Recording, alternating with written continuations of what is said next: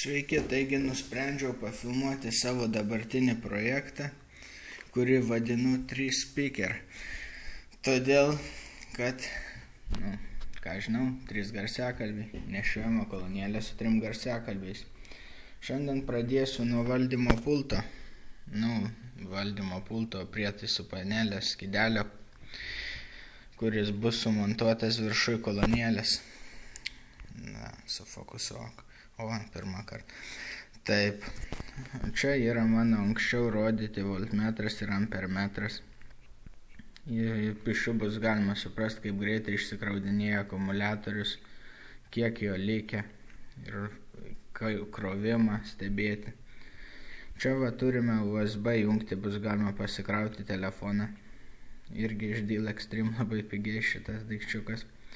Raudona LED rodys, kol akumuliatorius kraunamas, žalia, kai bus pasikrovęs, bus prie įkroviklio integruoto į vidų prijungtos. Šita mirksės, kai akumuliatoriaus įkrova labai maža, o čia šito paskirtį atskleisiu vėliau. Čia krovimo jungtis tinka laptopo maitblokis. Tai čia įėjimas 3,5 mm Lumberg, kaip visada. Čia jungikliai tam tikrom funkcijom. Kol kas ne visas jas atskleisiu, bet vienas iš jų jungs V-metrą, kitas įkrovimą, kiti dar matysim. Čia bus garso reguliavimas. Kaip ir viskas. Čia toksai kietas kabelis. Eisi pagrindinę kolonėlės plokštę. Kai kita pusė, tam raizgalinė čia iš esmės. Galima buvo ir gražiau, bet labiau noriu, kad būtų patikima. O čia dėl grožio tai nesimatys vis tiek tokiai vietai. Tai toliau rodyčiau, prijungta viskas prie akumuliatorių. Atsiprašau. Taip, toks akumuliatorius šimastu. Čia matom duomenis jo. Net nematom. Talpa 2,2.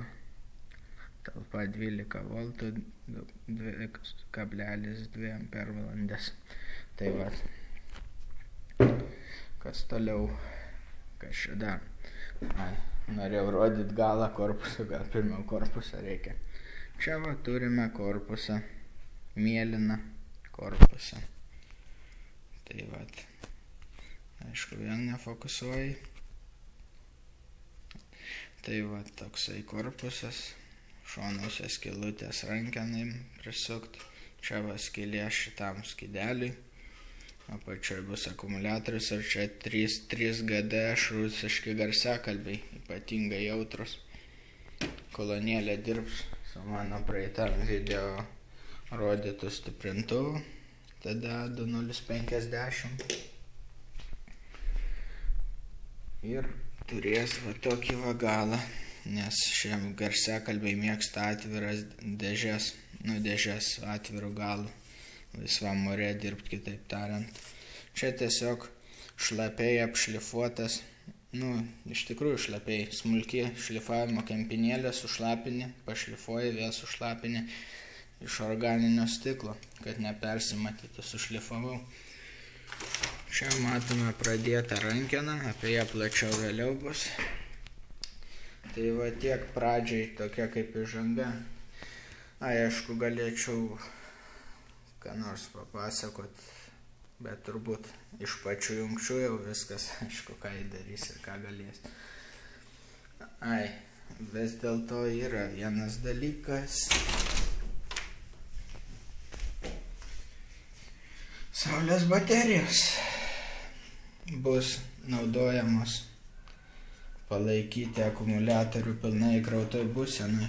Jos gan nepajėgios pilnai pakrauti, labai ilgai užtruktų, bet palaikyti jį pakrautą su lengvu naudojimu puikiai pajėgios, protestuota.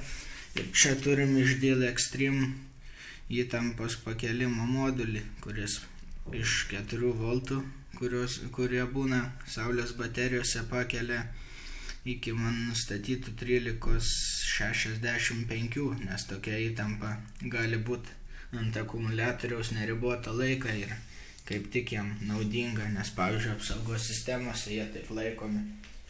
Tai va, tas saulėtom dienom pratęs akumuliatoriaus laiką, tarnavimo tikėkimės. Tai va, viskas, nežinau, ar sudėtingai, ar paprastai atrodo, bet iš tikrųjų, kad viskas čia veiktų kaip noriu, reikia nemažai. Čia visur laidai. Daug visko apgalvoti reikia. Tai dar reiks išėsdinti pagrindinę plokštę, kur suės dauguma šitų laidų, kuris skirstys maitinimus viskam.